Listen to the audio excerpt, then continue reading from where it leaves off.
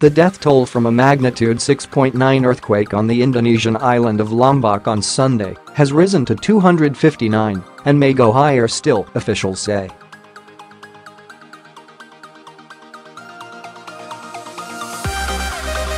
The region has been hit by more than 350 aftershocks, the worst of which struck on Thursday.The latest tremor had a magnitude of 5.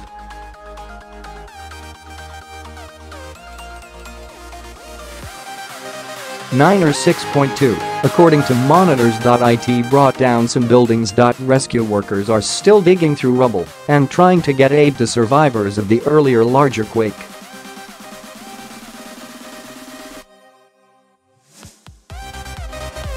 Officials said of the latest death toll, this number will continue increasing as rescue teams continue to find victims under collapsed buildings.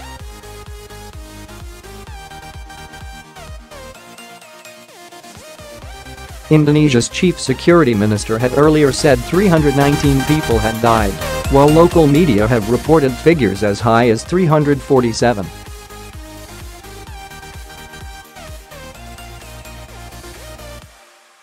But National Disaster Agency spokesman Sutopo Purwo Nugroho told the BBC that only 259 deaths had been verified. The Red Cross says that Sunday's incident was exceptionally destructive.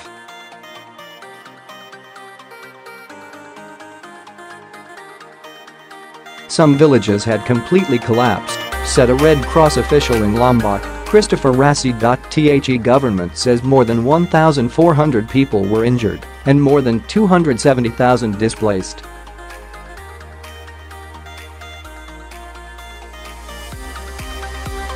The new tremor on Thursday hit off the northwest coast of Lombok, sending people running into the streets in panic.No. Tsunami warning was issued.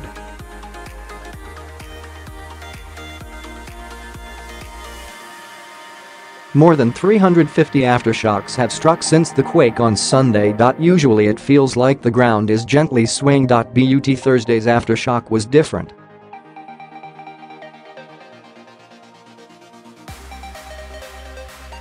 In my third-floor hotel room in Mataram, the island's capital, windows smashed, walls cracked and the ceiling started to collapse.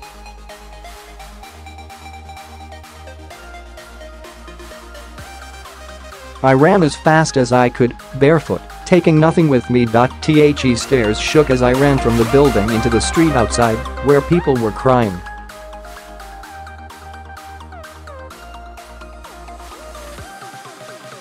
Their fear was clearly visible. Sturdy buildings such as my hotel, in the north of Lombok and 13 kilometers, 8 miles, from the epicenter, can withstand such shocks.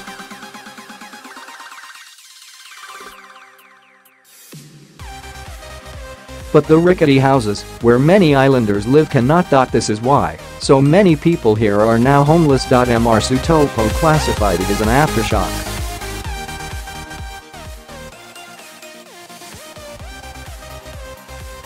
A British tourist on nearby Bali told the BBC that it had been felt there, causing people to leave their hotel rooms in the southern resort area of Seminyak.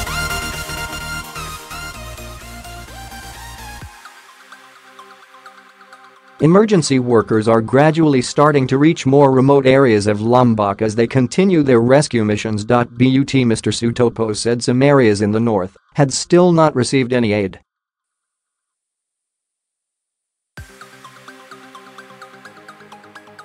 Lombok is a roughly 4,500 sq kilometers, 1,700 sq miles, island east of the slightly larger island of Bali. Most people live in basic housing in small communities.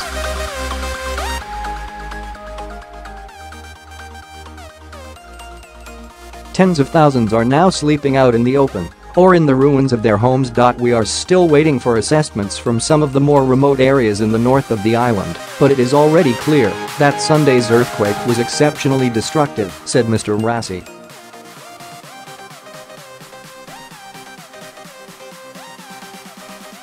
I visited villages yesterday that were completely collapsed, he added, while other teams in East and North Lombok had reported villages where 75% of homes were damaged.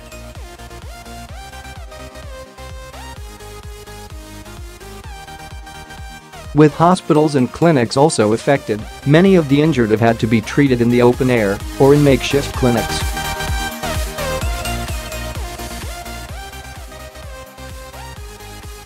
Sunday's quake came only days after a slightly smaller one, which killed at least 16 people. There are growing concerns that the important tourism industry will be badly hit at what should be a busy time.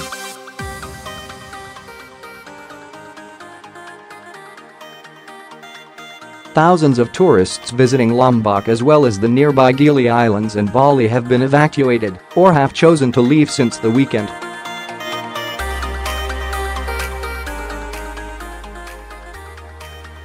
We've had light earthquakes in the past, but never anything like this, hotel chain owner Marcel-De Ridge told Reuters news agency.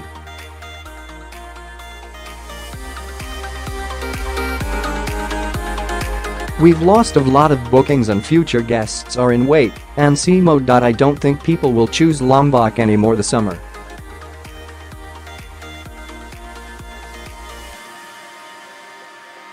The quake struck at 1946 local time, 11:46 GMT, on Sunday at a fairly shallow depth of 31 kilometers, 19 miles. Indonesia is prone to earthquakes because it lies on the Ring of Fire, the line of frequent quakes and volcanic eruptions that circles virtually the entire Pacific Rim.